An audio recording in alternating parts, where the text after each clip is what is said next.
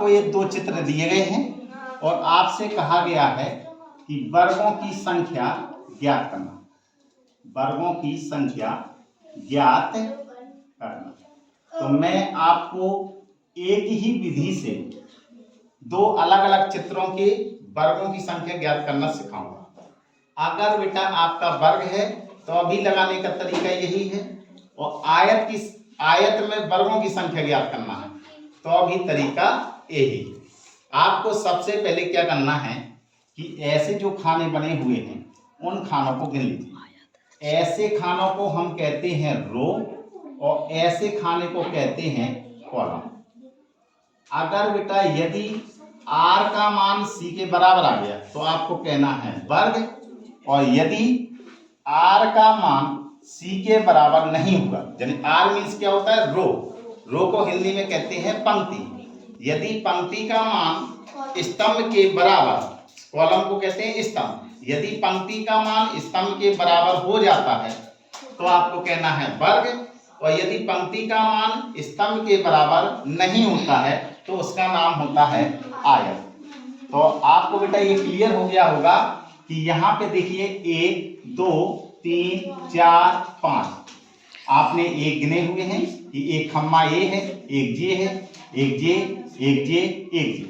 तो ऐसे सीधे खड़े होने को बेटा कहा जाता है कॉलम, ठीक है, हिंदी में कहा जाता है स्तंभ।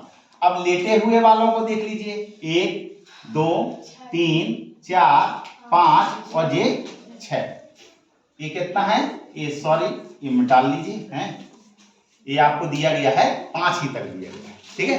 तो आप देखेंगे कि यहाँ पे 1 2 3 4 5 बने हुए हैं, इस तरफ भी 5 बने हुए हैं। तो इसका मतलब है अंत वाला अंत के बराबर है, अर्थात कहने का तात्पर्य कि r जोन है वो c के बराबर है। तो क्या है आपका वर्ग, लेकिन आपको वर्ग और आयत से कोई लेना देना नहीं है, आपको लगाने का तरीका एक ही है।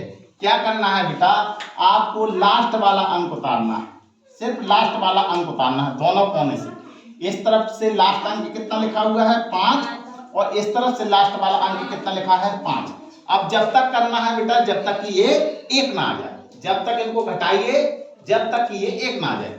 5 में 1 घटाएंगे कितना आएगा 4, यहाँ भी 1 घटाओगे 4, इसमें 1 घटाओगे कितना आएगा 3 है 3, 2 है 2, ये कितना आएगा 1 और 1 आ गया। अब आपको आगे ले जाने की जरूरत नहीं। क्या करना है, इसका गुणा करवाएंगे, 5 25, 4 चौके 16, 3 तिरका 9 और 2 दूना 4, 1 एकम 1। और बेटा इन सबको जोड़ दीजिए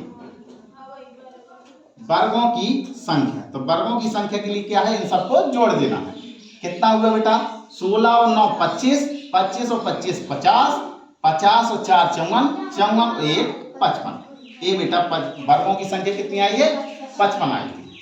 अब इसमें देखिए आप सबसे पहले ऐसी लाइनों की गिन लीजिए कितने हैं, 1 2 3 ये 4 ऐसी लाइनों की गिन लीजिए, 1 2 3 4 5 और ये कितना लिखा हुआ है 6। आपको क्या करना है कि यहाँ पे आपने देखा कि ये कॉलम लिखे हुए हैं, ये कॉलम कितने दिए गए हैं आपको 6 दिए गए। पंक्ति कितनी दी हुई है 1 2 3 4। तो इसका मतलब है कि जो पंक्ति है वो कॉलम के बराबर नहीं है, यानी रो कॉलम के बराबर नहीं है। तो आपको समझ में आ गया आयत। लेकिन मैंने कहा कि आपको विधि एक ही लगानी है, जो आपने वर्ग में अप्लाई की हुई है वही विधि आपको आयत में भी अप्लाई करनी है। क्या करना है, लास्ट वाला अंक उठाइए और इस तरफ का भी लास्ट वाला अंक उठाइए। यहाँ कितना लिखा हुआ है 6, इस तरफ कितना लिखा हुआ है 4। अब इनको घटा दीजिए, एक एक घटाएंगे कितना आएगा 5, ये कितना हुआ 3, ये हुआ आपका 4, ये हुआ आपका 2, ये हुआ 3 और ये हुआ 1। जहां पर 1 आ जाए वहीं प्रश्न को रोक देना है। अब क्या करना है, 6 का गुणा 4 में करेंगे तो 24 हुआ, 5 का 3 में करेंगे तो 15 हुआ, 4 का गुणा 2 में करेंगे तो 4 दूना 8 हुआ, 3 एकम 3 और इन सबको जोड़ देना। ये कितना होगा 3 3 और 8 कितना होगा 11, 11 5 16, 16 4 20, हाँ सर लगा 2 2 और 1 3, 3 और 2 5। तो इसमें बेटा वर्गों की संख्या कितनी आई हुई है 50। तो आपको मैंने बताया कि दोनों विधियों में यानी दोनों प्रश्नों में आकृति चाहे ऐसी दी जाए और चाहे ऐसी आकृति दी जाए, अर्थात आकृति चाहे वर्ग दी जाए और चाहे आयत दी जाए, दोनों के लगाने का तरीका एक ही है। क्या करना है, आपको सबसे पहले इस तरफ का सबसे पहले बड़ी संख्या उतारनी है और इस तरफ की जो बड़ी संख्या लिखी है उसको उतार दीजिए।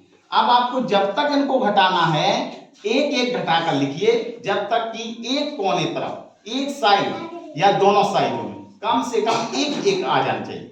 जहां पे एक आ जाए वहां पे सवाल को छोड़ देना है और उनको आपस में गुणा करके जोड़ देना है। इसी प्रकार से आयत में भी क्या करना है, सबसे पहले बड़ी संख्या फिर छोटी संख्या, दोनों को गुणा करवाइए आपस में और जब तक कि लास्ट में एक ना आ जाए।